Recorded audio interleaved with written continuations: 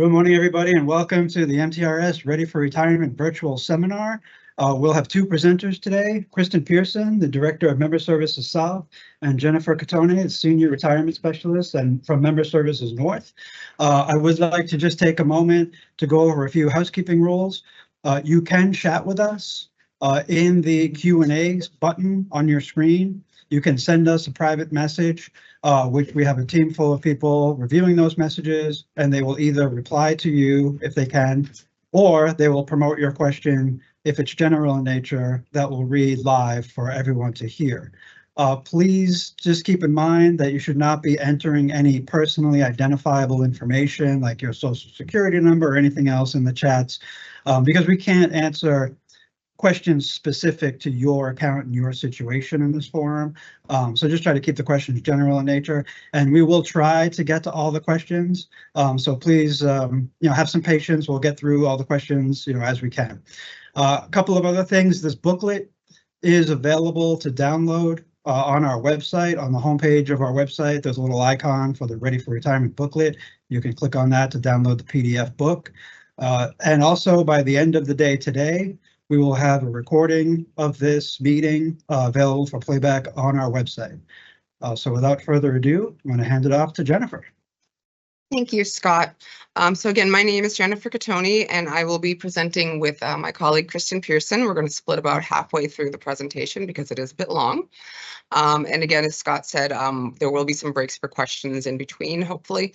And so if you do have any questions, we'll be able to answer those during the presentation. And again, the PDF, if you do download that, does track with the slides. I will try to give out the numbers of the PDF for a few places. So hopefully those will match up, so you can follow along if you want to and check out those extra places. So without further ado.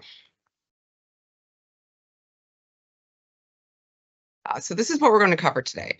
First, we're going to cover some pre-retirement issues, including what you need to do and what you need to consider before you retire. And then in part two, we will cover the application process. We'll have a step-by-step walkthrough of the process and the application itself, so that you'll know what to expect and when to expect it. And then in part three, we'll address other retirement issues, including other topics that you need to be aware of as you approach retirement. So the MTRS is a defined benefit plan under Section 401A of the Internal Revenue Code. This means that your benefit is determined according to a set formula, and it's paid monthly for life. The formula that we use is determined by your age, your years of service, and your salary. Fluctuations in the financial markets do not affect the amount of your benefits, and our pension fund is invested in a well-diversified portfolio with a focus on long-term returns. So as of April 2nd, 2012, Pension Reform 3 created a different benefit structure for new members of Massachusetts public retirement systems. This means that members who joined on or after that date have their benefits calculated by slightly different factors. Because of this, the MTRS has two membership tiers, as we call them, where Tier 1 members are those who joined any Massachusetts public contributory retirement system before April 2nd, 2012, and Tier 2 members are those who joined on or after that date.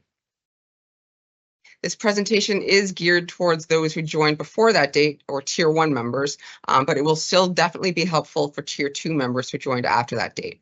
The examples that we show, however, will be for Tier 1 members. Also, please note that if you ever refunded your account from a Massachusetts system and later rejoined after that April 2nd, 2012 date, you're now considered a Tier 2 member. Tier 2 members do have different age factors that we use in the calculations, and we use a 5-year salary average instead of a 3-year salary average for Tier 1 members. And the minimum retirement age for Tier 2 members is 60. Please do also remember that if you refund as a Tier 1 member and later rejoin, you forfeit being able to use the Tier 1 age factors, the 3-year salary average, and the minimum retirement age. If you look through the PDF on page 31, we do have a side-by-side comparison of Tier 1 and Tier 2. And there's also a retirement percentage chart for Tier 2 members on page 33. There's also additional information on the age factors that we use on page 34. Regular compensation. This is what we use when we calculate your salary average at retirement. So another way to look at this is these are things that we can and cannot use in your 3-year salary average when you go to retire.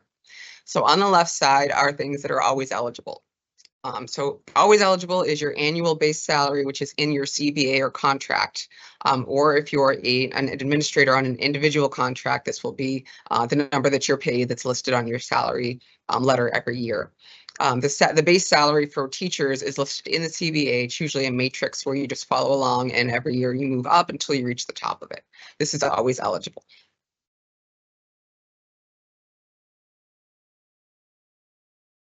Sorry, I just lost my place. Regular longevity is also always eligible. This is something where, for example, in your district, after 10 years, you may be eligible to receive $1,000, and after 20 years of service, you could receive $2,000. This is different between districts. Some districts don't offer it, but this basic regular longevity is always considered eligible. These numbers do have to be in the contract, and they have to be listed out, and the payments have to be regular and recurring. Some districts do have what we call, sometimes it's known as elbow or enhanced longevity or alternative longevity, may have a name like that. Some districts offer it, not all though, but this is a one-time 3-year special longevity payment that you have to opt into. This payment is not eligible for as a longevity payment for retirement, but what you can do is have your regular longevity that you would have received if you had not opted into the alternative longevity, have that regular longevity used in your salary average instead. What you should be doing for that, so you should not have deductions taken on this enhanced longevity, but you can have deductions made up taken on the regular longevity so that you can use that. Athletic coaching and instruction. This is always eligible, and it does not have to be listed in the CBA for as long as it's the instruction of athletics. So this can't be something that's maybe hourly or something like timekeeping, taking tickets at a game. It has to be actual athletic instruction of students. And it also can be intramural. And additional payments for annual payments for additional services pursuant to the contract. These payments do have to be listed in the CBA. The actual name of the payment has to be listed and the amount paid. So it can't be something that falls under an umbrella heading such as, additional clubs. The actual clubs do have to be listed out. So this could be something like the art club or a yearbook or a mentor stipend. And then you might see on the other side, on the right side, that's excluded hourly payments. There are 2 hourly payments that are considered eligible and are always eligible. These are breakfast and lunch duty. These are the only 2 hourly payments that are eligible. For these to be considered eligible, you have to be physically in the space with the children during breakfast or lunch. And again, these are typically the only hourly payments that are eligible. So things that are not eligible or excluded on the right side in the right column are amounts paid to your employers due to your employer's knowledge of your pending retirement. A district might offer something such as, an extra $1,000 if you let them know before a certain date that you plan on retiring at the end of the year. That is not an eligible payment. You're also sometimes eligible to get your sick leave paid out, any unused sick time or vacation time. These are not eligible and they should not have deductions taken on them. Hourly payments, again, with those 2 exceptions of breakfast and lunch duty, which are eligible, all other hourly payments are ineligible. Temporary salary augmentations. This could be something where there's a one-time 1% additional payment added to your base pay, but it's not rolled into your base, and it's just for that 1 year. This is not considered eligible. One-time payments or bonus payments. This could be something where you took on a special project for the district and it was just for that one time. It's not listed in the contract either. This is not considered eligible. And annuities or fringe benefits. These could be things such as a travel allowance or a reimbursement or a cell phone allowance or something like that. These payments are not eligible for your 3-year salary average. And if you do see that you're having deductions taken on something that you know is ineligible, please talk to your district's payroll office or talk to us so that we can get that straightened out. And alternatively, if you think that you're not having deductions taken on something that is eligible, same thing, talk to payroll or talk to us so we can make sure that we're getting deductions taken on the correct things. So one thing to be aware of, some people have created accounts on our website to check up on their creditable service or to see the balance in their account. There may be delays in these contributions being posted for your creditable service. If you've been in this portal, please know that we're making progress with getting these all posted. Some districts are quite far behind because they've got an overwhelming number of people in the district. They're a little, understaffed, things like that. This is nothing to worry about. We don't use these numbers at retirement. These are just there to give you an idea of what's going on with your account. We do talk to payroll and we do have the actual full numbers when you go to retire. So if you do see that, it looks like, maybe you're missing a couple of years or you're only getting a partial year, in 2023, just be aware that this is just due to a backlog. As these things come in, they get posted. So this is nothing to worry about.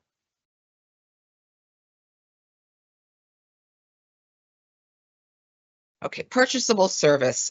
Some people may have already made some service purchases. You may not have made a service purchase. You may be wondering what's eligible. So we're going to go over that now. So this slide here tells you about the different types of service purchases that are available.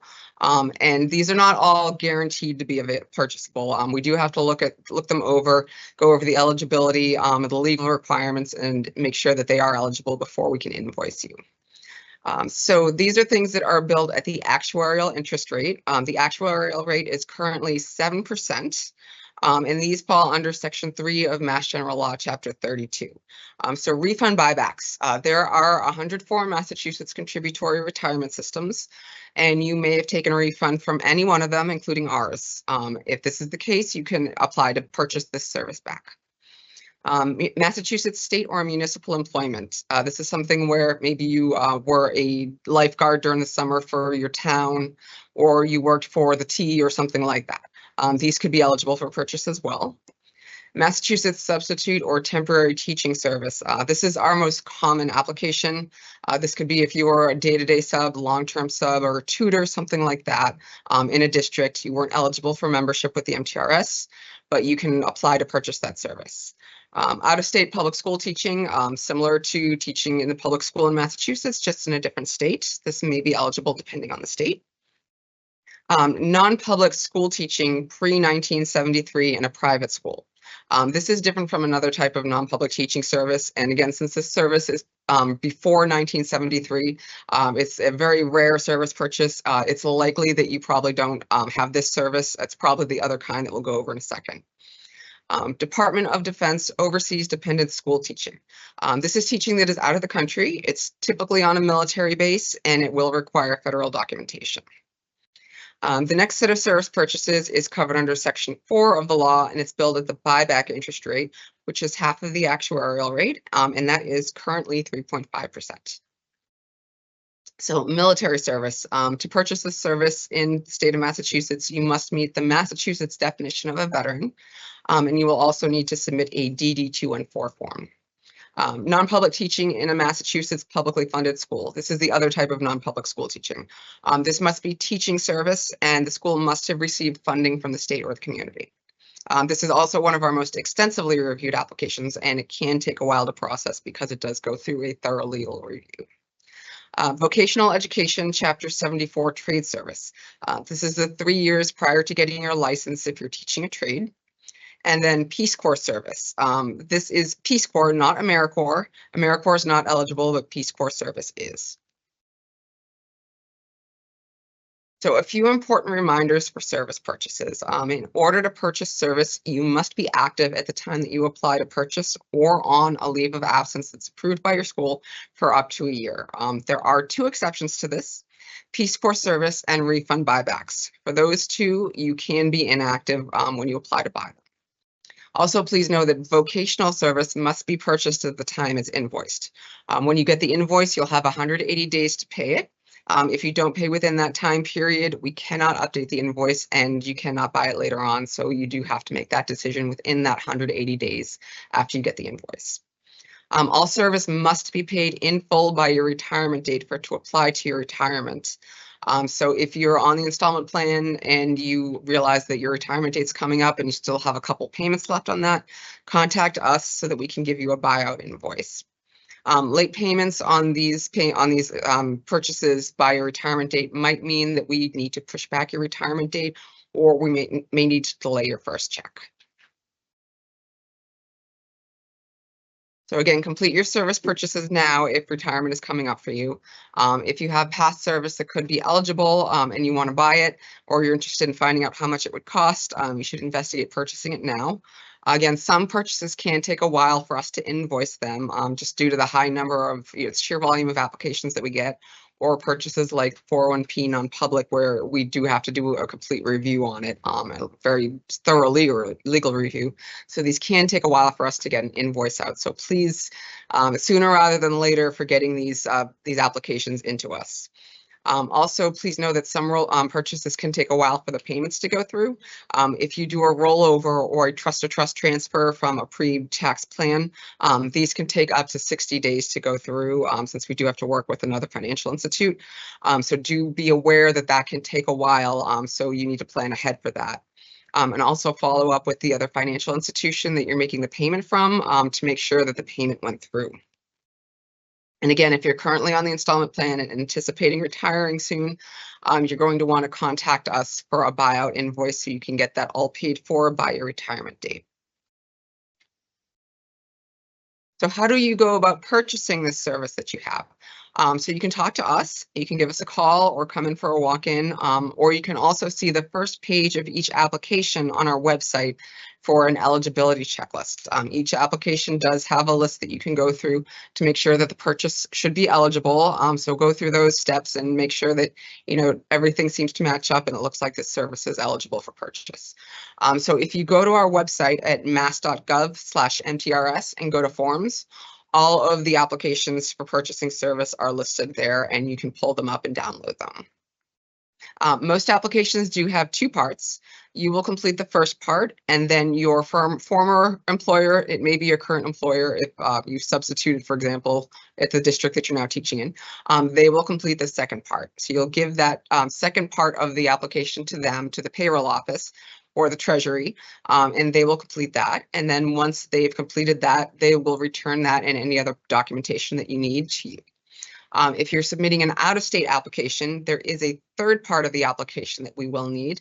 That third part is completed by the retirement board that oversaw your employer at the time.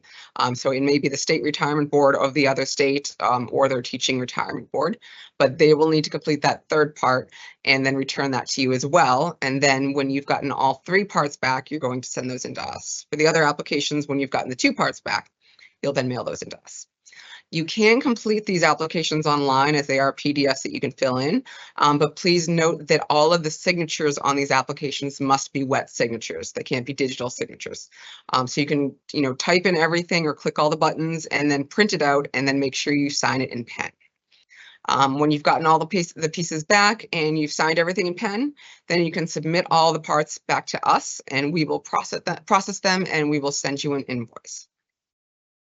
So the cost for the invoice will first be calculated typically as your earnings at the time multiplied by the applicable contribution rate.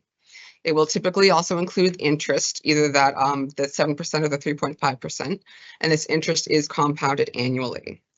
We do have special formulas for a couple of service purchases, such as the vocational service purchase and military. And also know that if you pay by check, this will be a post-tax payment, so you won't be taxed twice on this at retirement. We do keep everything in your account separate, whether they're pre-tax or post-tax, so that you won't be taxed on anything that you've already paid taxes on. Rollovers may be made to pay for these purchases from an eligible pre-tax plan. This would be something like a 403B or a 401 IRA, any of those kinds of plans. There's a whole ton of them. I can't remember all of them at the moment, but as long as it's a pre-tax plan, you can use that to roll over to pay for your invoice. You can also decide to pay with our 5-year installment plan. This is also, if you're not planning on retiring at the end of the school year, you wouldn't be able to use the 5-year plan. But if you're not retiring right away, we do have the 5-year installment plan that you can use, and this must be paid off by your retirement date. This is a payment spread out over 5 years, and there is accrued interest for those 5 years too. And again, some some types of purchases do have a higher volume than others, so therefore may take longer to process. So please do keep that in mind, and also please be patient. So now I think we might be stopping to take any questions. Do we have any? No? Okay. We don't have any that we can share with the group just Okay. yet. Okay, so I know that everyone is asking their questions in our chat and getting those answered then, so we will move on.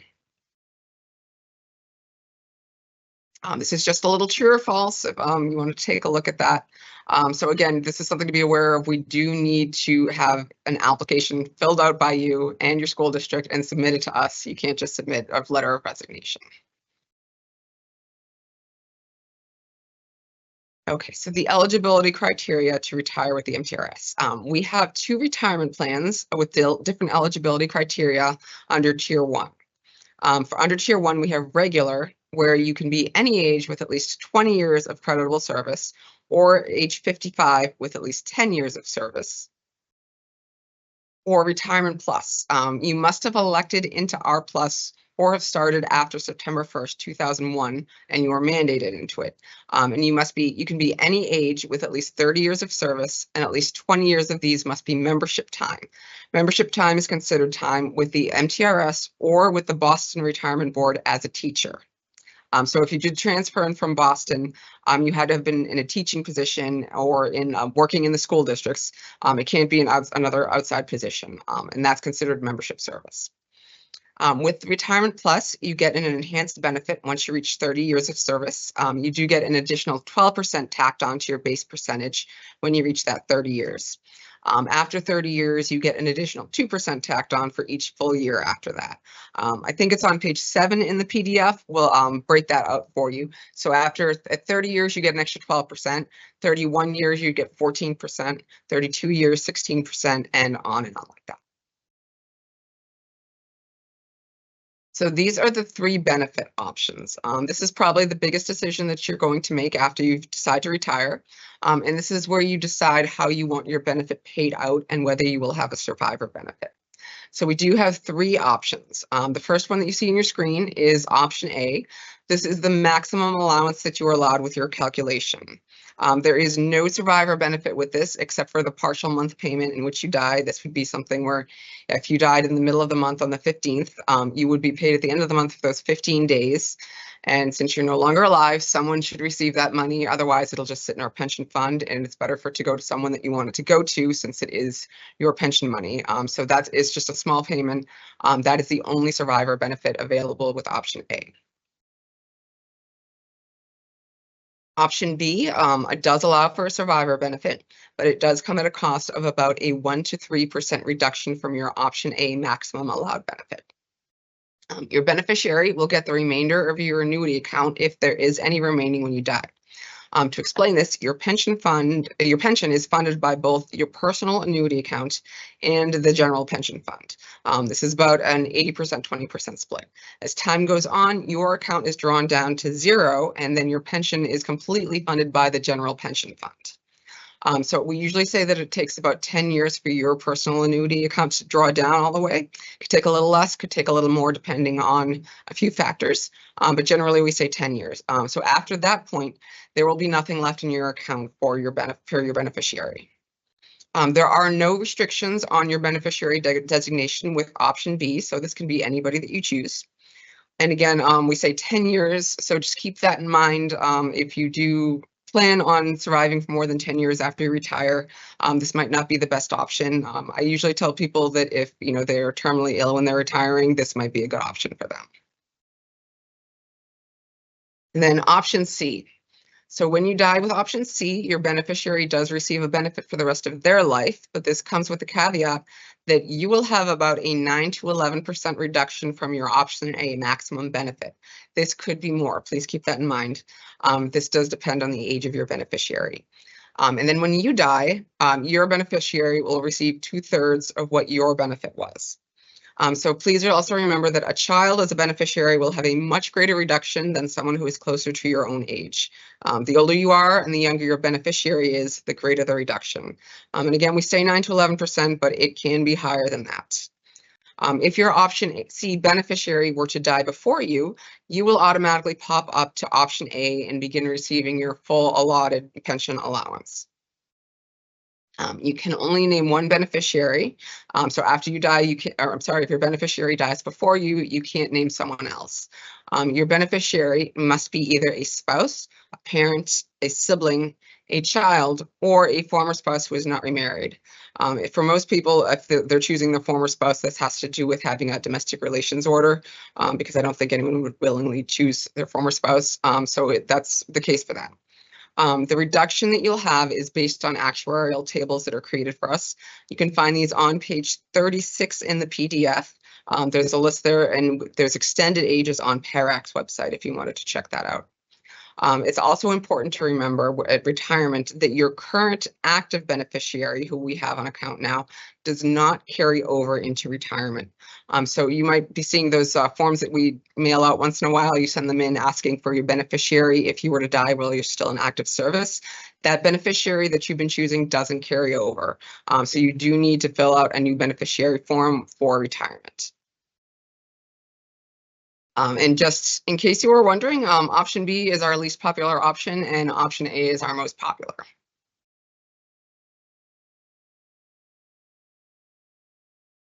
Okay, so the benefit calculation formula. The age factor that we use is based on your age on your date of retirement. Excuse me one second. So I've been talking for a while. The table that we use for age factors can be found on page 34 in the PDF. That age factor number is multiplied by your years of creditable service at retirement. And this equals your allowed percentage of your 3-year salary average. If it's applicable, you'll then add your retirement plus additional percentage if you're in retirement plus. This gives you your total allowed percentage of your salary average, which is also the option A total. The maximum percentage that you can receive for your benefit is 80%. So even if your calculation comes up over 80%, you're capped at 80%. After this, you would then add your veterans bonus if it's applicable. This would be $15 per year of service with a maximum of $300. And then that would give you your total option A allowance.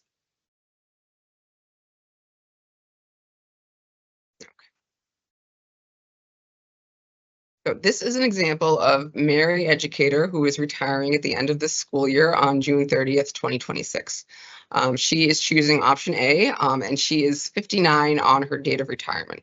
So we use her age factor, which is 0.019, and then we multiply that by her years of creditable service, which is 35 years. That gives us a base percentage of 66.5%. Since she is not in retirement plus, we're not adding any retirement plus bonus onto that. So she sticks with 66.5%. Her salary average comes to $75,000. In Mary's case, her last 3 years were her highest years of salary average. For some people, these could have been earlier years. For some people, may have been an administrator for a few years before going back to teaching. So they may have had higher salaries as an administrator. So that is possible, but for Mary, it's her most recent 3 years. And for most people, that will be the case.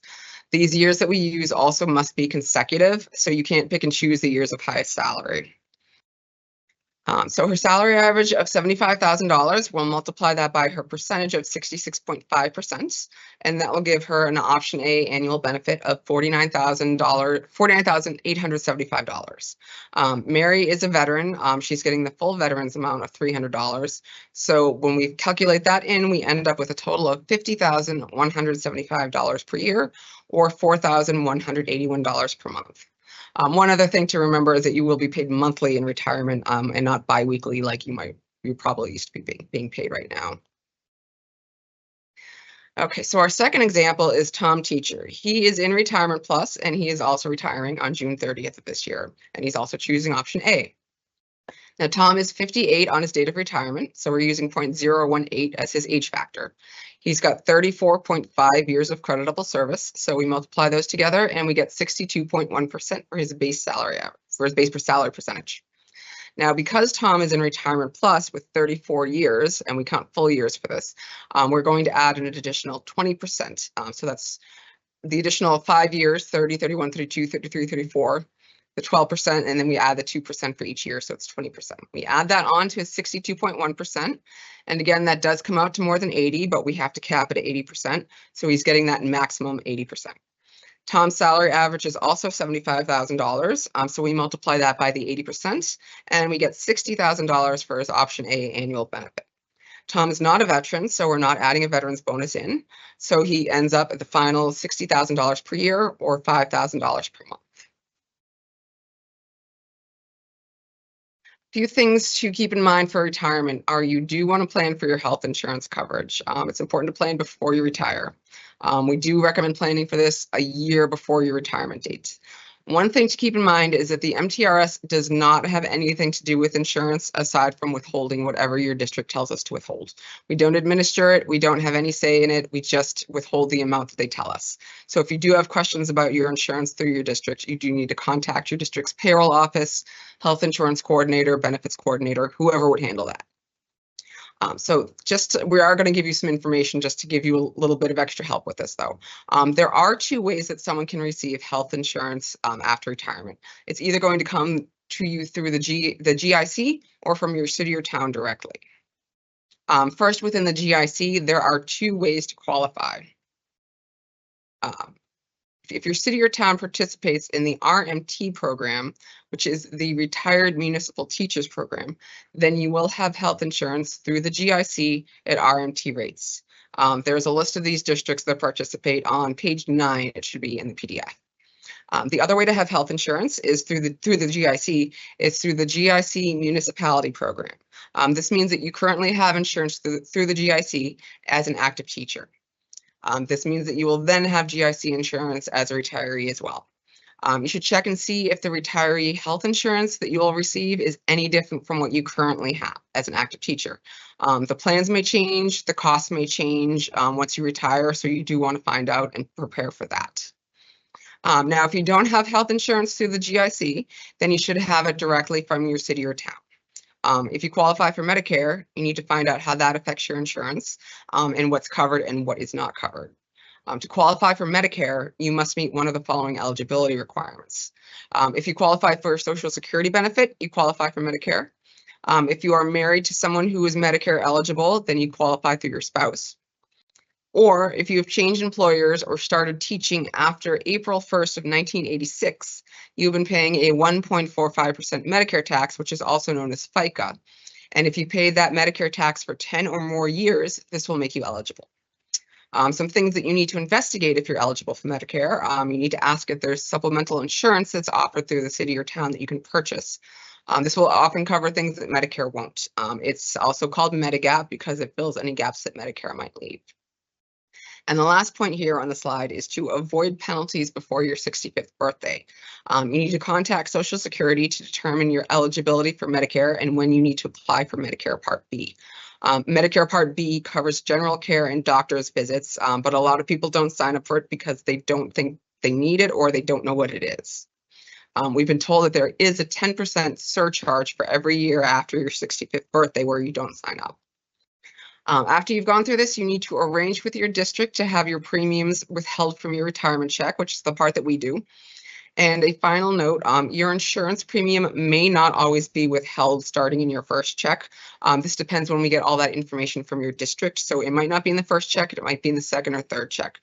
So once we get that information, then we'll apply it. So don't worry if you don't see it withheld in your very first check.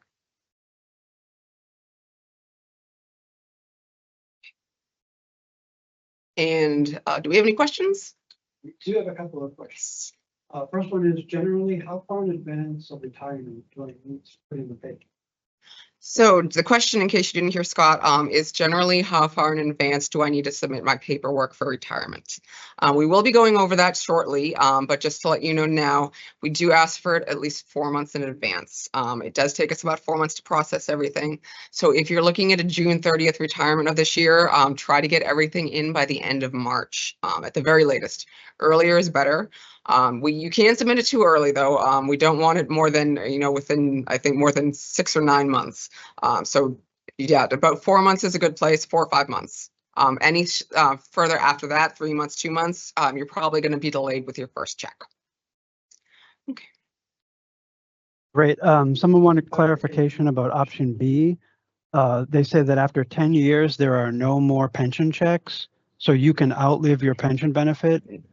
Okay, so the question was for option B, after 10 years, asking whether there's no pension after 10 years. That's not the case. What you're drawing down when you choose option B is your personal account, but your pension check is funded by both your personal annuity account and the general pension fund. The split is about 80%, 20%. So at first, your first payments for those first 10 years are funded by both accounts. After that, when your account is drawn down, your payments stay the same, but all of that money comes from our general pension fund since there's nothing left in your personal account. Your payments will not cease until you die. So that, please don't worry about that. We're just talking about what's left in your account that would be left to your beneficiary.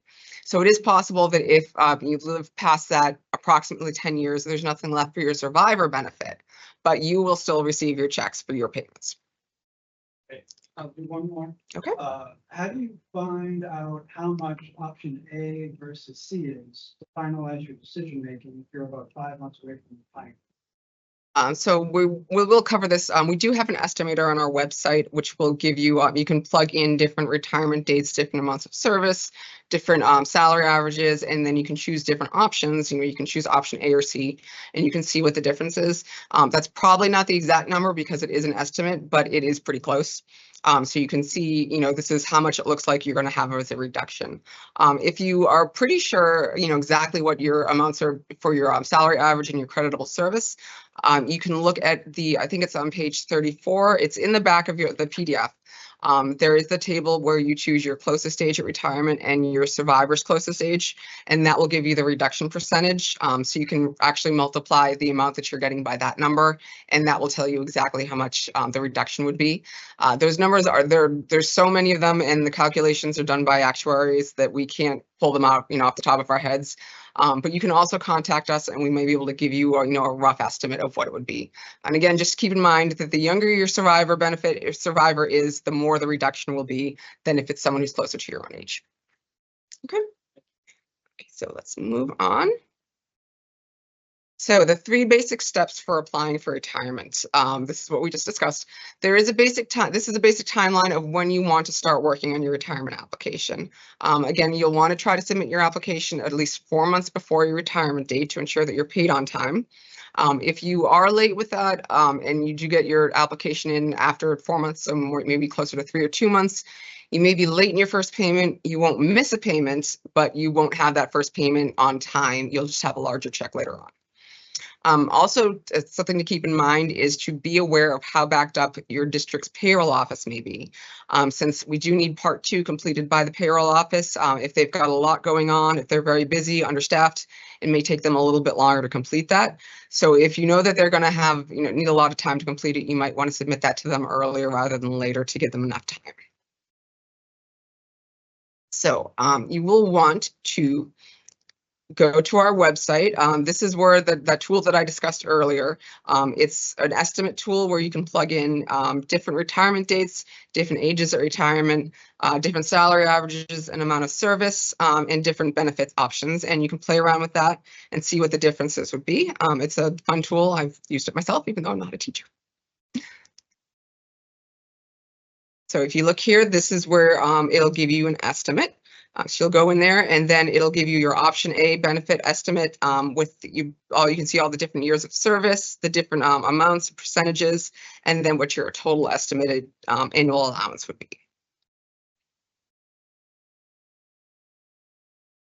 And then when you go to apply for retirement, you're going to go to the website and you're going to click that button that says ready to retire, and that will take you into the application. And with that, I finished my portion and I'm going to pass this on to my colleague, Kristen.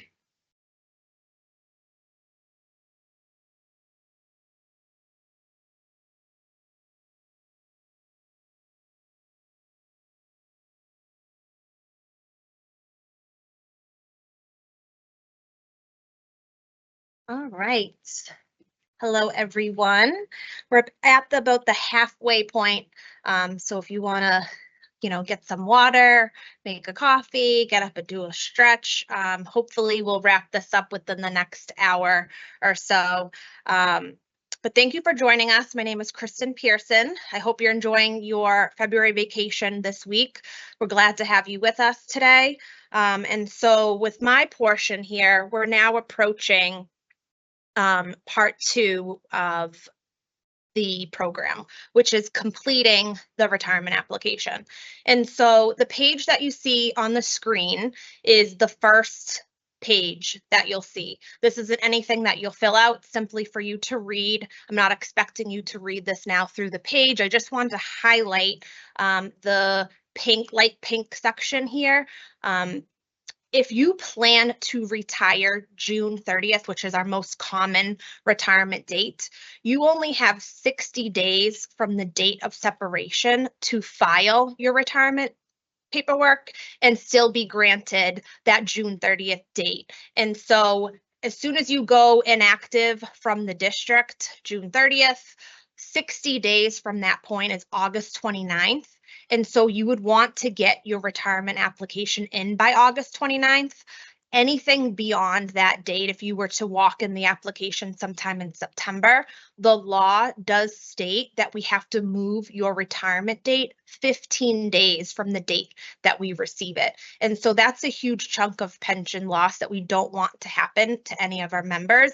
And so we really like to highlight it on this first page to let everyone know as soon as you go inactive from a district, you have 60 days to file your paperwork to still retain that retirement date. So we're going to go through the retirement application together. Of course, what you see on the screen is going to be half a page by half a page, just so we can actually see everything together. So the retirement application has 2 parts. Part 1 is completed by the member, and Part 2 is completed by payroll HR in your district. And so I'm just going to high level kind of highlight different sections within each page. So first, we need to know what type of retirement you're filing for. Superannuation regular, or are you in retirement plus, or are you filing an involuntary termination? Simply check which box applies. The next 2 boxes, the example that we have here on the screen, again, is the most common that we see, June 30th. By law, no matter when you end with the school, whether it's June 14th or June 22nd, again, it depends on the snow days in the town. By law, whenever you finish in June, your retirement date has to be June 30th. So these days are pretty much aligned here as far as your intended retirement date and the last date of employment. Some other scenarios that we see come in are whether you have a summer birthday.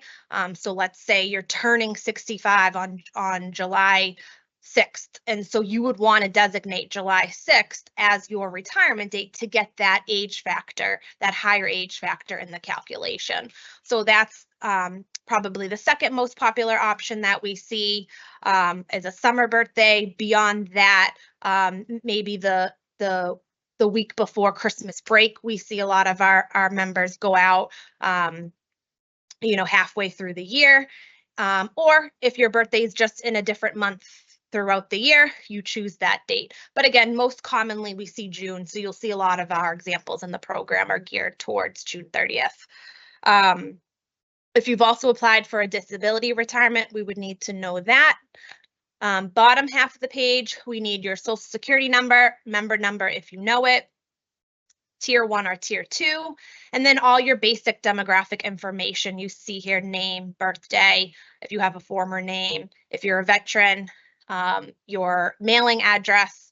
We'll talk about if you're going to move in retirement. That's coming up on one of the next pages. And then as you can see here, email. We do ask for your home email address if we need to reach you in retirement. Of course, your school email address will shut off at some point. And so try to give us your home email address here. What's also important to note is everything in the left margin of this application could apply to you. And so pay attention to those little small check boxes because they're just reminders for you to submit additional documentation. So everyone that files for retirement has to submit a certified birth certificate. We have to see that raised seal. We will send originals and certified back to you. We just need to see it in person, sign off that we saw the original, and again, we'll send it back. If you've ever had any type of a name change that's different from your marriage certificate, so different from your birth certificate, we will need a copy of the marriage, and a copy is okay in that instance. And then if you're a veteran, we do need the DD-214 form. As Jen mentioned earlier, these are legal binding documents, whether you're doing a service purchase or a retirement application. And although they're PDFs that you can complete on the computer and print out, wherever we're asking for a wet signature, please make sure it's done in pen. We cannot accept pencil, and we cannot accept any type of a photocopy. So therefore, we can't accept faxes or emails. Everything needs to be submitted via the mail, or you can walk it in to our office. So now we're over to the top of page 2 of the retirement application. And so this is where you're letting us know how many school districts you're currently employed in. Usually it's just one, but sometimes it might be 2. You might be teaching in one district and coaching in another. So that would be an example. You might have 2, but mostly we'll just see one district here. If you are now or at any time beyond January 1st of 2010 were employed with more than one Massachusetts town, city, county, state, regional authority, we would need to know that. Not a super common scenario, but if you were, we would need to know that information there. And then letter M is our special spousal benefit. You would have to have been on your date of retirement under the age of 55 and married to a retiree of a contributory retirement system, Massachusetts contributory retirement system. And on November 1st, 2003, both you and your current spouse were members of a Mass contributory retirement system, then you would be eligible for our special spousal benefit. And so you would need to fill in letter M there in the questions that we ask. The bottom of page 2 talks about your marital status. We would need to know if you're single, divorced, widowed. We would need their information if you're married. If you have been divorced and you have a qualified domestic relations order, we do need that document. Usually your legal team would send it to our legal team, and we should already have it in-house. But if we don't, please make sure that that's submitted to us with the retirement application. If you plan to move in retirement, hopefully some of you maybe go off to Florida or up in Maine, summer house, something like that, please give us that alternate address. We'll talk about direct deposit later on in the program, but if for some reason we had to mail you a paper check, we would of course want that to go to the correct address. So please consistently keep your alternate address or new address up to date as it comes in retirement. And then the last question, it's often missed just because it's at the bottom of the page, but we do need this question answered, and it's just asking if you've ever been convicted of a criminal offense. So please just make sure all the questions are answered. So now we're over to page 3. And so although we are retrieving data from your payroll department, this page here is just making sure that you, the member, are agreeing to what your final salary average years are. Now for Tier 1 members, as Jen mentioned earlier, Tier 1 is a 3-year salary average. Tier 2 is a 5-year salary average. Typically, it's always going to be someone's last 3 years or last 5 years of employment, but not in all cases. Sometimes someone was maybe they were a superintendent for a couple of years and it was, too big of a role. They wanted to go back to teaching. And so obviously the salaries went down a little bit. And so their superintendent years are higher for the salary average calculation. We just want to know from you, the member, what you believe those years to be. Again, we conduct an audit with your account, with payroll, but it's just to kind of make sure that you're in agreement with what you believe your salary years should be. And then the bottom half of this page, we're asking if you were ever covered by an individual contract. And so we ask questions there. If that applies to you, we actually ask these same questions to payroll on the part 2. And then has your district settled its contract for the current year? Please still file your paperwork, even if your contract hasn't been settled, just to save your place in the queue and in line. And then once the contract is settled down the line, you know, have payroll send over the new contract or the memorandum of agreement with a revised contract, part 2. And that is their responsibility to get you that new information. But we're simply just asking you that question here. But we also, again, confirm this with payroll on part 2 as well. As you can see here, we have a wet signature. Over to page 4. So this is your credible service history. And so the top half of the page really breaks down all the different types of buybacks that Jen went over earlier. The first line applies to everyone, regular Massachusetts public teaching service. So you all have that. That's your contributing service to the MTRS. Everything below that would be a buyback. And so not everybody has buybacks. You might only have some of these. And so please just check which ones apply to you. And this page does not need to be perfect. It really just needs to be to the best of your ability. If you've ever received a credible service estimate from us, that's a great resource to use to kind of to fill in these boxes. But really what we're looking for on this page is 2 things. Is there something on here that's missing from what we have? And the bottom right, Mary Educator is saying she has 33.4 years. So if I'm going to calculate your benefit and I'm coming up with 33 years, I'm going to call you to have a conversation about where we might be off in the calculation. So that's why this page is important. Again, we just want to make sure we're in sync with the members, with what we're finalizing the benefit to be, you believe, you know, matches our records. So again, just to the best estimate and the best of your ability, fill that out. The next page, page 5, this might not apply to everyone. It depends if you've ever had a leave of absence throughout your career. Again, we ask these questions to payroll on the part 2, so it's another kind of double check. If you ever took a leave of absence, please give us this information on the top of the page. The bottom half of the page talks about if you've ever went out on workers' comp. We need that information. Again, confirmed with payroll. And then if you have any military service, you would want to fill in this section.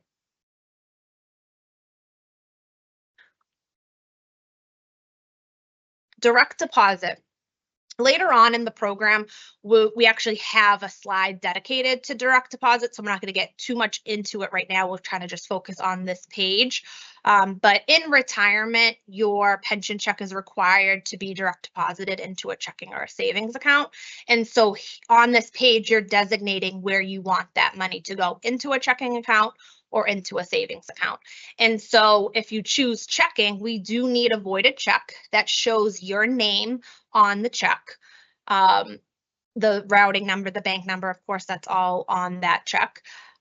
If you're choosing a savings account, however, we do need the official account document from the bank with your name, your address, the bank name, the routing number, and the account number. The next question that is another question that's often missed is, are you forwarding your payments to a foreign bank? Please just make sure that this is answered, because if it is missed, we will have to send it back to you to complete. So again, just something to be mindful of as you're going through this lengthy document to try not to miss a question, even if you think it doesn't apply. The next question is about the account ownership, is if it's an individual, a joint, or a trust. And so if it's an individual account, you really don't need to do anything on the bottom half of this page. The bottom half of this page is for, well, the bottom top half of this page is if you have a joint account with another person. And so if it's your spouse, as an example, and their name is on the voided check, they need to sign off on this joint account holder gray section that you see, just acknowledging that they know that this pension check of yours is going into their account as well because it's a joint account. And then below that, of course, you have to sign off as the member. If you do pick a trust for your money to go into a trust, we do need the certification of trust with the names.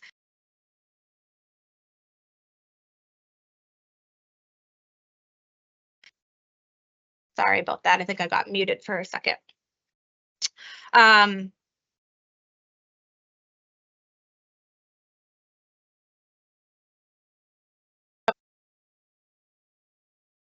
Sorry.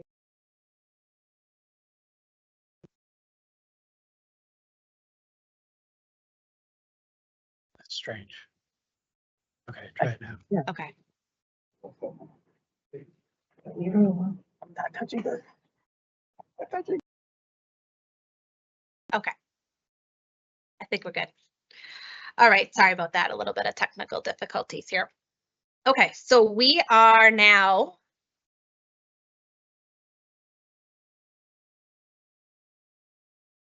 at the top of page 7. Okay.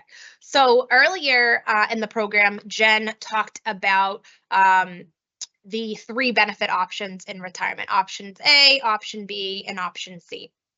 And she mentioned that although you have an active beneficiary on file, that doesn't carry over into retirement. You need to actually designate a new beneficiary in retirement based off the option that you are selecting.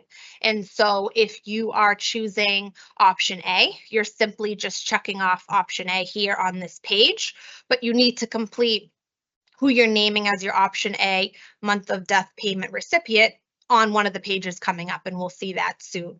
So option A, you see here, bottom half of the page, you see option B and option C. So same thing, if you're picking option B, you'll need to designate who that beneficiary is coming up in the next 2 pages here. But option C, you're designating the person right here on the page. Again, they have to be related to you in one of these 5 ways. And so in Mary Educator's example, Joseph Educator is her spouse. And so we have their birth date and social here listed right on the page. We also do need the option C certified birth certificate as well. So earlier on, we talked about how all of our members need to submit a certified birth record. We also need that. That is true for our option C beneficiaries as well. Also, if you are choosing a spouse as your beneficiary, we need the copy of the marriage to also show that you both are in fact married as well. So the next page talks about spousal acknowledgement. And so there's 4 boxes here at the top of the page. If you are married or expect to be married by your intended date of retirement, your spouse needs to sign off on your option selection. And then a witness needs to also witness the spouse signing off. So really that's what this page is all about. If you've been divorced or you're not married, or if you're widowed, then really you're just signing this top section and the bottom section wouldn't apply to you. This would just be for our members who, again, are married or plan to be married by the retirement date. What's really important to note on this page is just making sure these dates line up. So when you're signing this, your spouse and your witness are signing on the same day as you or after. We've had so many come in that the spouse or the witness are signing before the member, and obviously that doesn't make sense, and so we have to send it back. It's incomplete. And so just something to pay attention to when you are filling this out, just being mindful that, you know, the spouse is acknowledging your option, and so and the witness is witnessing that, and so it really should all be done on the same day when you're signing. And so page 9, we talked about option A, you know, not providing any survivor benefit. This is simply a month of death payment, it's called. And so you can name one person or however many people to receive whatever's left in the month that you pass. And so, as Jen mentioned earlier, as an example, if you pass away the 15th of the month, there's 15 days of pension that are due to someone. And so if you are picking option A, please make sure that this section is completed. For option B, this is where you're designating who that person is, or trust or an organization. If you are picking more than one person, just make sure the percentages are adding up to 100%, 50-50, or however you want to do it, it's up to you. And then the gray box below is for contingent beneficiaries. And so if something were to happen to whoever you're naming up above in the white section, we would jump down to the contingent section. So if you need more space here, let's say you want to pick 4 people for one of these, just make a photocopy of this page. And again, just make sure everything adds up to 100%.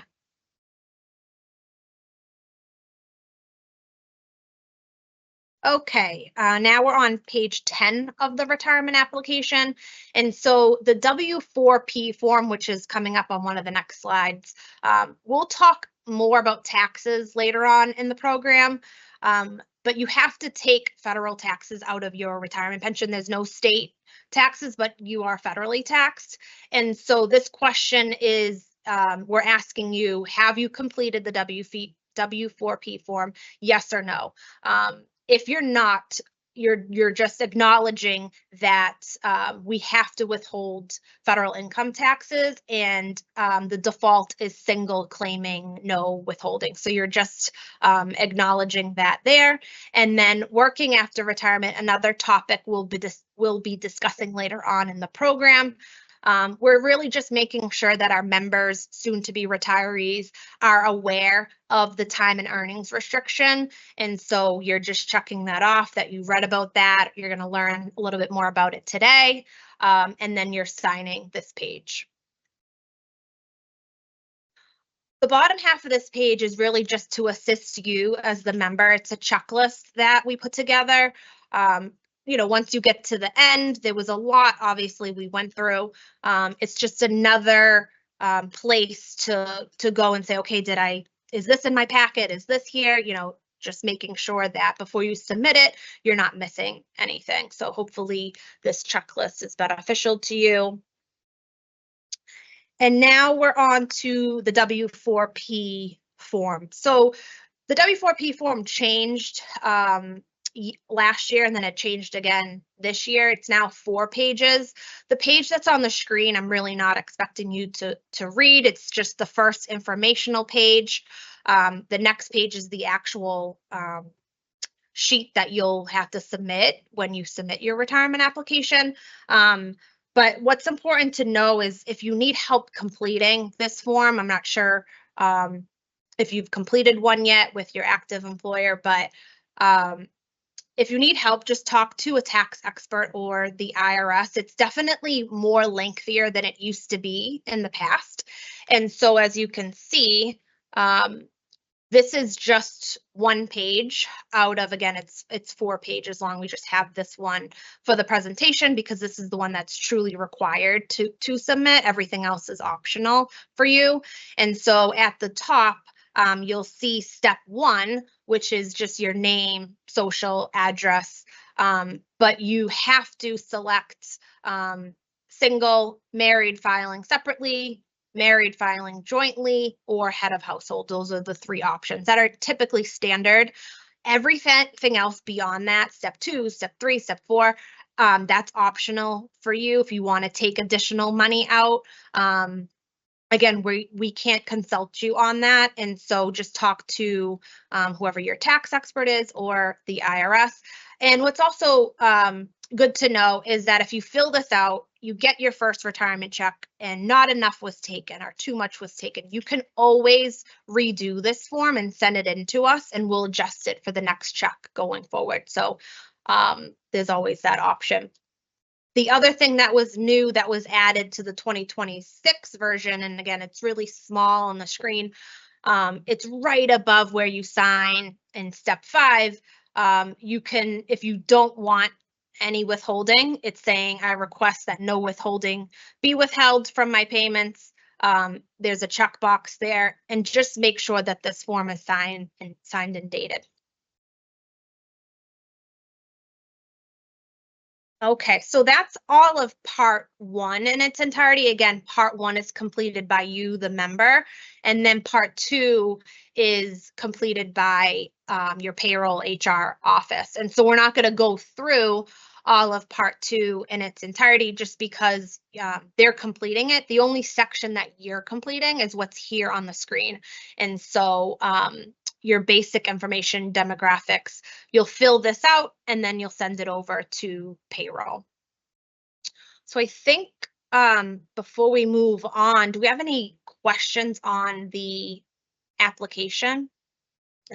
Yeah, we do have a couple. And on the one general question, is a year of service a calendar year, academic year, or just 365 days? Okay, so as far as your credible service is calculated, if you're a teacher working September to June, you're typically 180 days. We calculate that on a school year basis. So there'd be 1 year for those 180 days. Anything beyond that, if you're an administrator, maybe you're working 200 days or up to 260 days. And so we look at your work year, whether you're working July to August or September, June. So the answer really depends on your position. And if you're working on a 10-month basis or are you working on a 12-month basis? So hopefully that answers that question. I got a couple more. Regarding insurance, can you stay on a family plan? And do you have to apply for Medicaid at 65?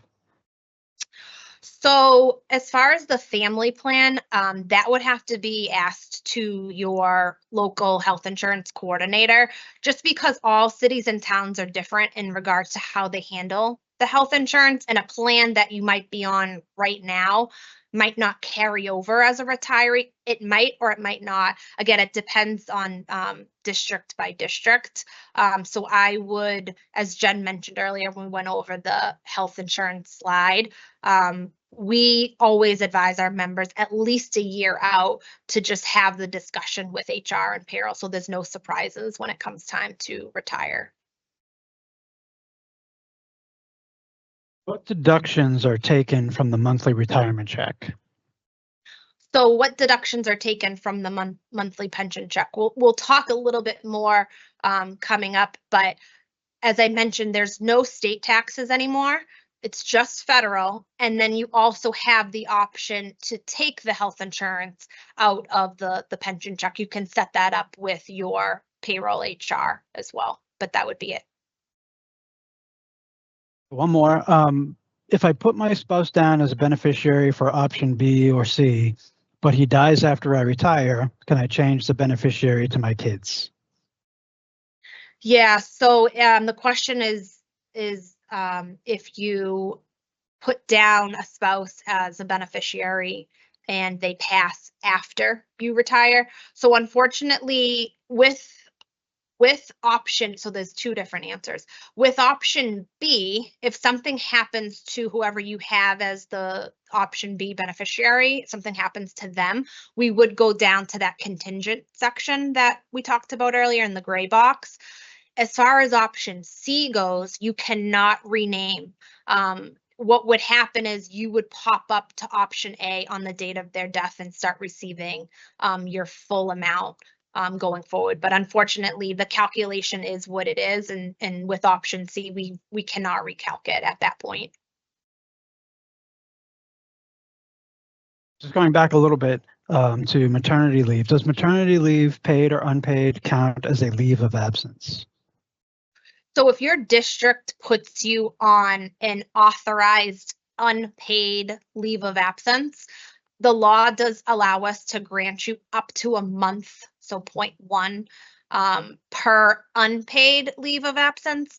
Now, if you were on a paid leave, we would use how much you paid into us. So we would figure out, what was your annual salary base pay for that year, and you would get credit for whatever the gross amount you were paid into that full annual base salary that you had. So we would give proportional credit according to what it looks like in the system. So. Just a couple of general announcements. There have been a number of questions about the slides being available. The slides are available now on the Ready for Retirement booklet on the homepage of our website. I put a link into the published questions chat, so you should be able to see that. Also, we are recording this session and we will have it available for playback online within 24 hours. That's it for now. Okay, great. Okay, so now you're at the point to actually submit your retirement application. And so you're going to receive and review Part 2 back from your payroll. And I really stress review here. You know, payroll and HR are doing a million things, and especially around this time of year where the majority of our members retire June 30th, you know, everyone's human and could easily miss something documented. And so when you get it back from them, I would just review it, make sure that all of, you know, what you're doing extracurricular wise, coaching, longevity, stipends, that everything is documented in that document. We do a full audit of your account when we're processing the benefit and finalizing the benefit. And so if something was missing, we would go back to them. So, you know, if something is missing, it just causes a slight delay. And so that's why we always tell our members, when you get it back, just review it and make sure that what you were doing is all listed there in the document. You will then attach all the required documents that we talked about earlier. So Part 1, Part 2, the contracts that payroll gives back to you, the certified birth certificate, marriage if you need it, voided check if you have a checking account, all of those documents you want to submit together. Please make a copy of your records. Obviously, we hope nothing would get lost with USPS, but just in case, you know, to just have that copy, again, for your records on hand. And we do like you to submit Part 1 and Part 2 together. Again, it's an easier check-in process. But either way, once we review your application for completeness, we'll notify you with a letter in writing if it's complete or whether it's incomplete. And if it's incomplete, the letter will be detailed about what you need to do to make it complete.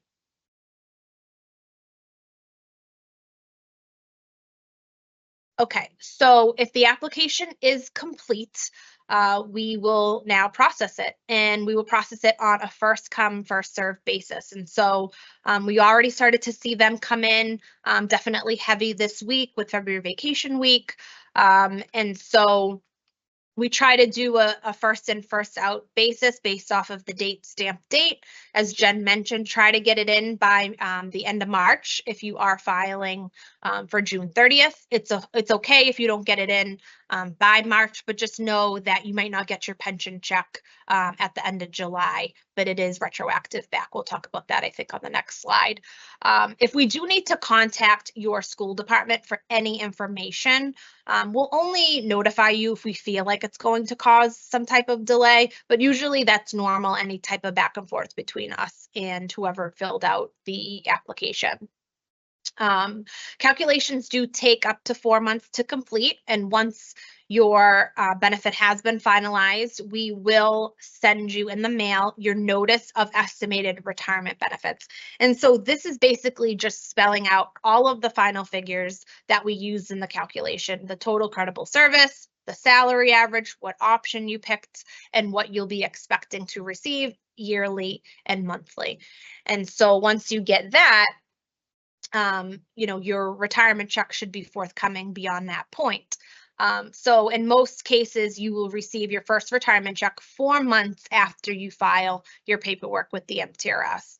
And so if you are retiring in June and you're filing right now, the earliest we could even pay someone a benefit would be the end of July. And so regardless of when that first payment is issued, I mentioned earlier, if you don't get the paperwork in right now and you happen to file it in April, you might not get a check until the end of August, but it would be retroactive back to June 30th. So it would be, for 2 months of pension. Obviously, keep in mind what I talked about when I first began, the 60 days of separation. And so you still have to be mindful of that window, making sure you file within 60 days of going inactive. And then note that even though you must receive your payments direct deposit, the first check may be mailed. And so kind of behind the scenes, we have pre-note dates, we have warrant dates. And so when we're reviewing the application, we need to enter in the bank account number, the routing number, and all that needs to be into the system by a certain pre-note date and then get approved from the bank. And if all that goes through, before a certain date, then yes, it will be smooth sailing with direct deposit.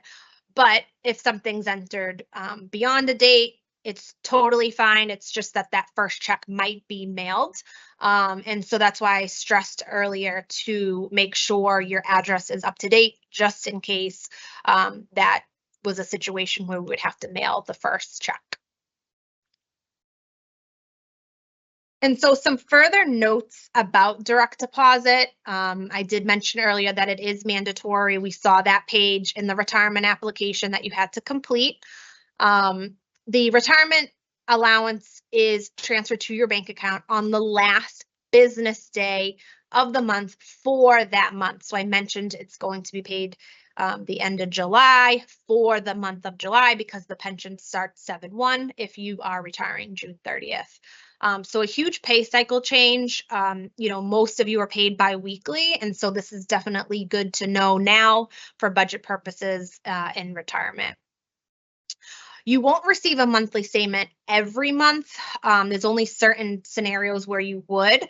If there's ever a change to the amount of your retirement allowance, the way that it would increase is a cost of living adjustment, which we'll talk about. It's actually the last slide of this program. And so any type of an increase like that to the benefit, you would get a monthly statement. If the MTRS needs to notify our retirees of an announcement, you would also get a monthly statement. And then every December, we also send you a year-end summary. What's also nice is that when you receive that notice of estimated retirement benefits page in the mail, there's also another sheet that comes with it, and it's instructions to sign up for an online account in retirement. If you're following along in the PDF, it's also mentioned on page 26. This is a way that you can view your monthly payments online, deduction details, 1099-R forms, beneficiary information. And so it's just a nice online portal that you can view these things that are getting mailed to you at any time. And so again, the instructions for that will come with the notice of estimated retirement benefits when you get that in the mail. All right, time for a true and false. After I retire, I can go back to work with my school district or other Massachusetts employer without restrictions. And the answer is false. As a MTRS retiree, you will be subject to time and earnings restrictions if you are re-employed by a mass public employer. We will talk further about working after retirement coming up. That will get a little bit more depth with this, but do we have any questions or should we? Okay, perfect. Thank you to the chat team behind the scenes assisting all of you. Okay, so now we'll shift over to working after retirement.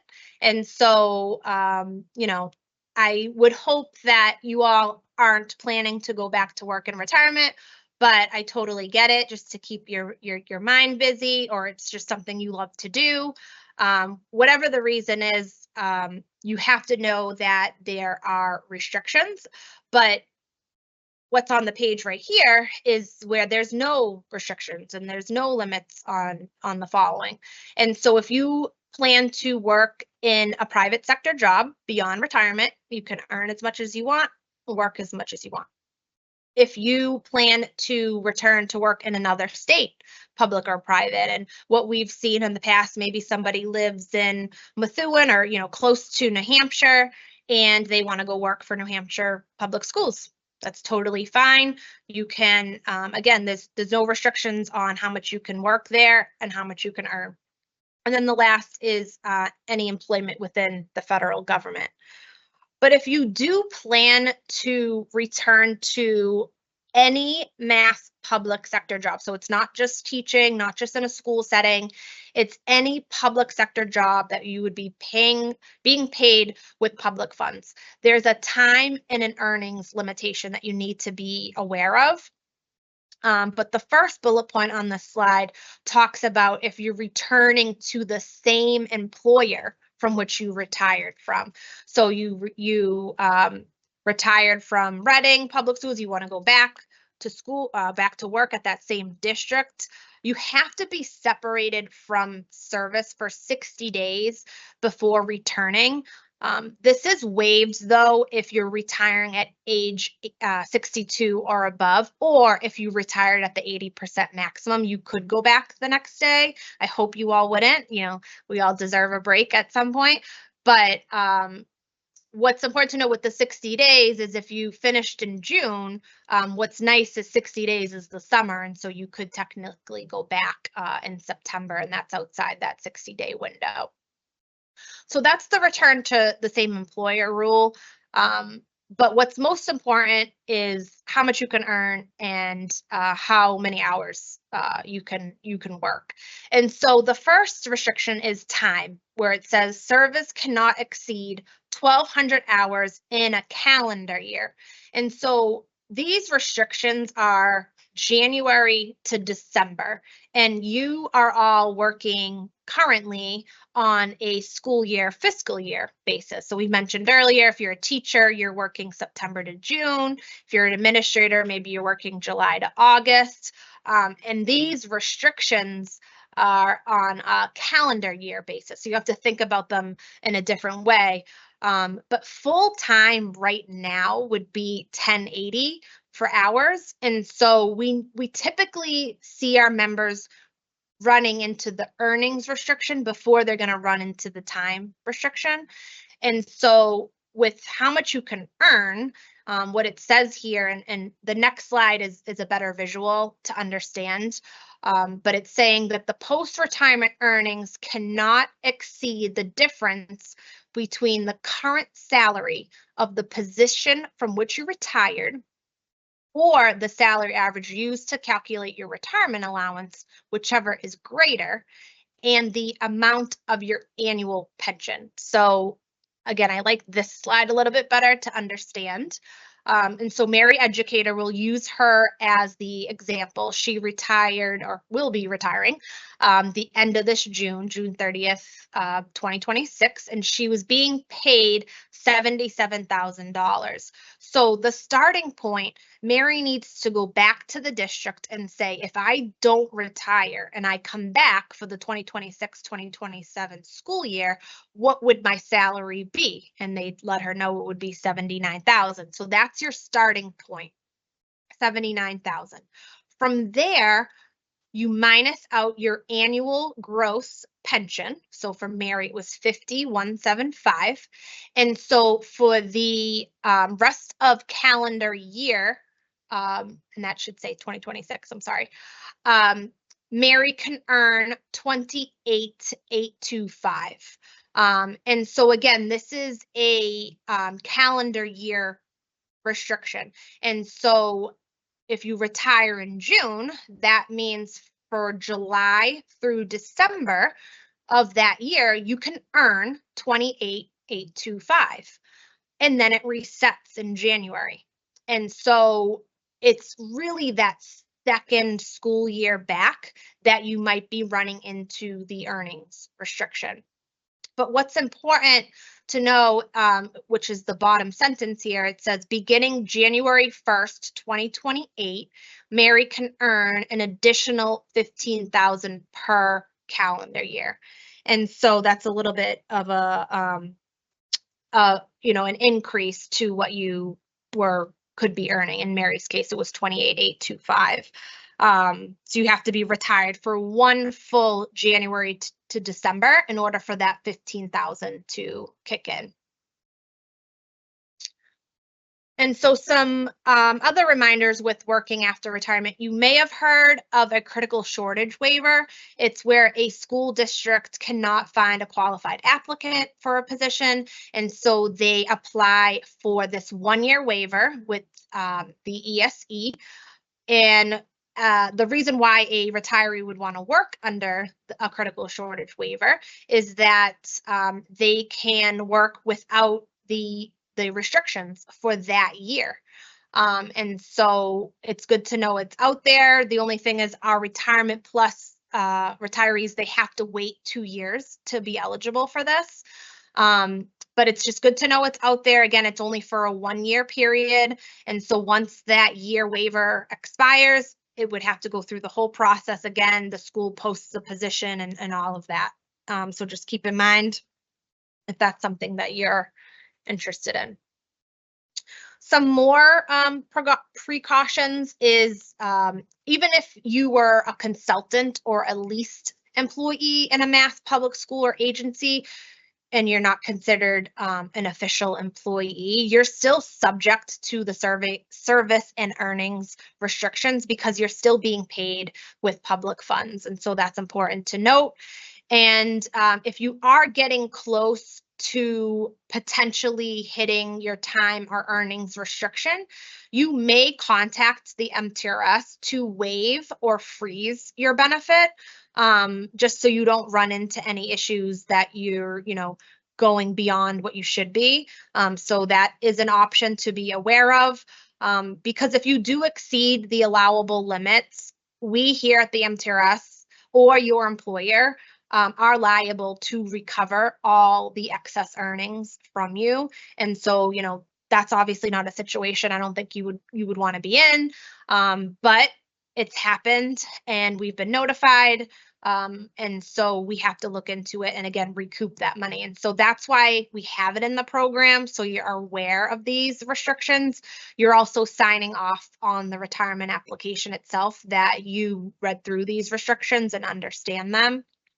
And hopefully you don't work too hard in retirement and you can kick your feet up and just enjoy life. But if you do go back, just remember there are restrictions. Now we'll talk about the taxation of your benefit. We talked a little bit about this earlier, that your Massachusetts allowance is not subject to Massachusetts state income tax, but it is federally taxed. So we talked about how you have to fill out the W-4P form with the application. And many of you will have slightly reduced taxable earnings each year because of the post-tax dollars in your annuity savings account. We've done a great job over your career tracking the after-tax and the pre-tax money. The 2 ways you would have after-tax money in your account already is if you paid for a service purchase with a check out of your checkbook, that's after-tax money, or if you contributed to us or another retirement system prior to 1/1/88, your money was actually taxed and then sent to us.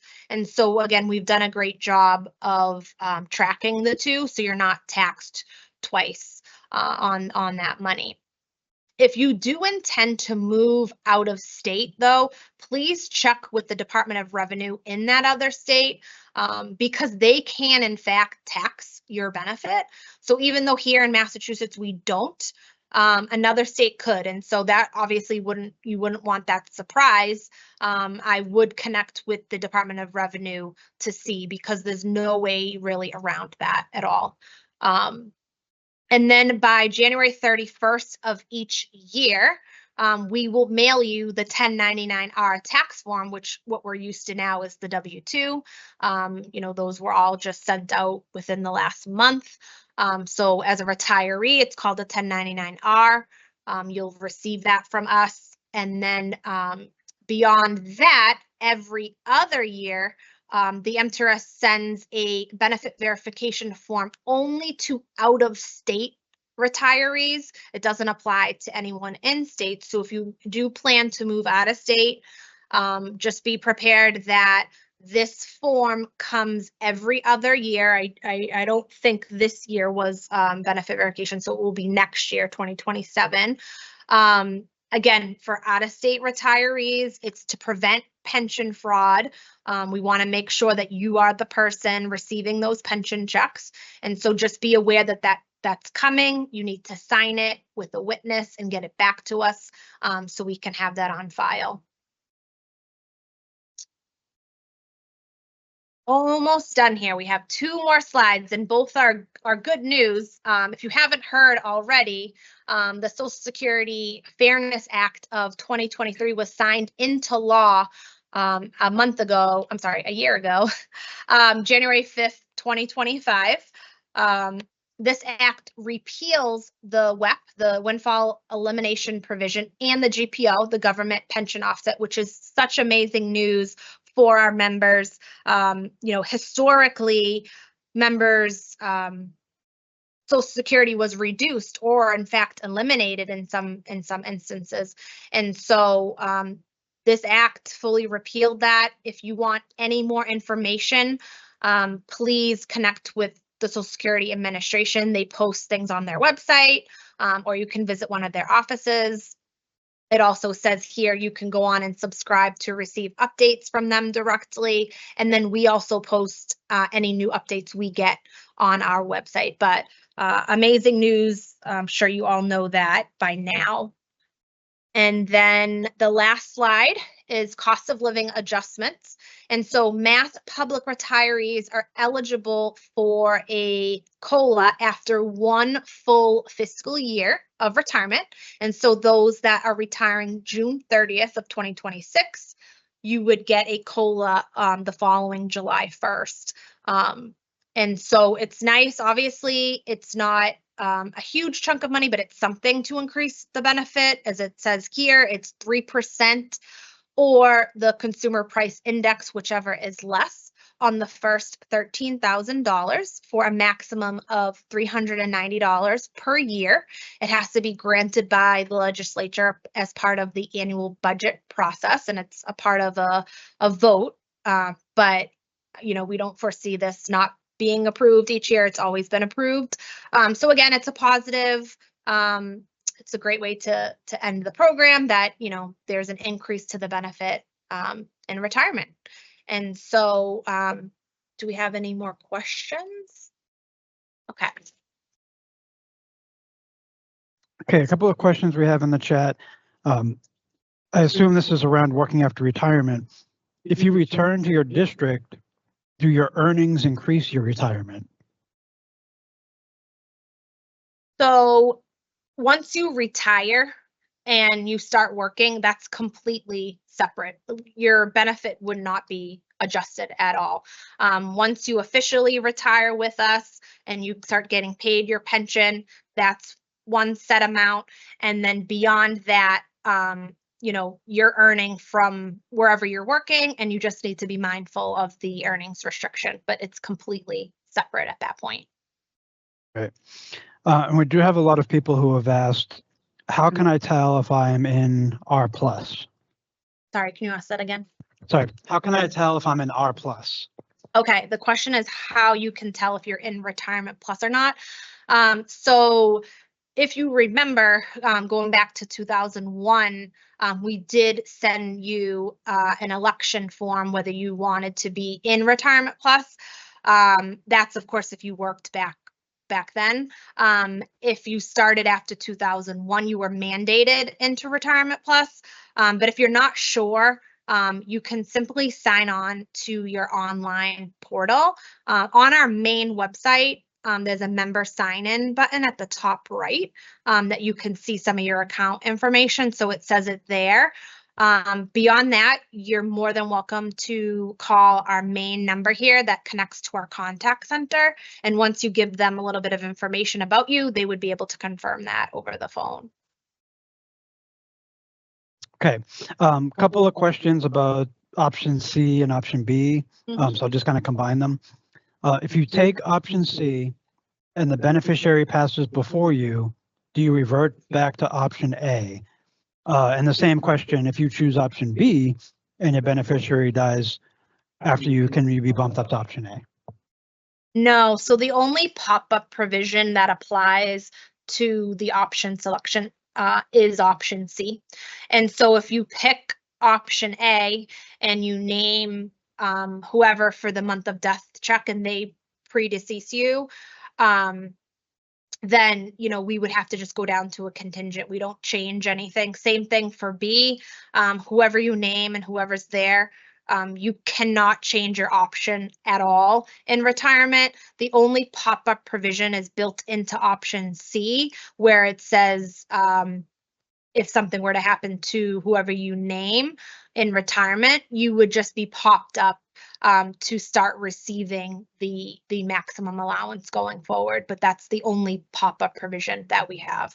It's with option C. Great. One question on the COLA. You are only available for a COLA if you continue to live in Massachusetts? Oh, that's a good question. I am not sure. I wonder if someone in the chat knows. No, you would get it regardless of where you live. I think it may have been confused with the BVF every 2 years, Okay. only to out of state. Yeah. So yeah, everybody, you know, as long as you qualify for the, you know, having been retired for a full calendar year, Yep. doesn't matter where you live, you'll get the COLA. Okay, perfect. Wow, I haven't got that one before, but yes, you will still get it. Another question is, where do I get the W4P form? It's part of the application. Yep. It's built right into it. You can also, if you need another copy or a separate copy, you can just download it from the IRS website. Let me just take a quick scroll through. We've got 238 questions submitted, and they're doing a great job in the other room keeping up.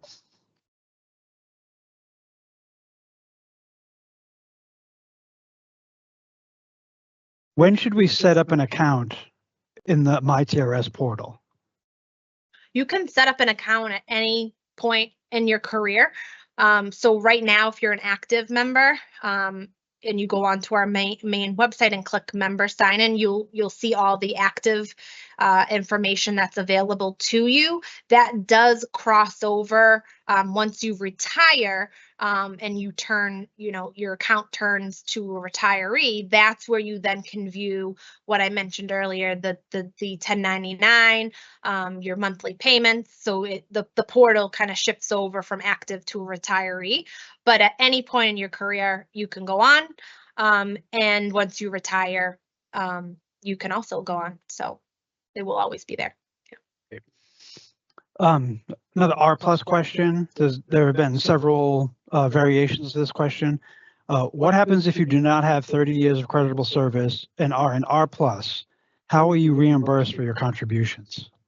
So if you elected into Retirement Plus, and the keyword is elected versus mandated, if you said, yes, I want to be in Retirement Plus, and you made that election and you don't reach the 30 years or the 20 that's required within the 30, then you would receive a Retirement Plus refund.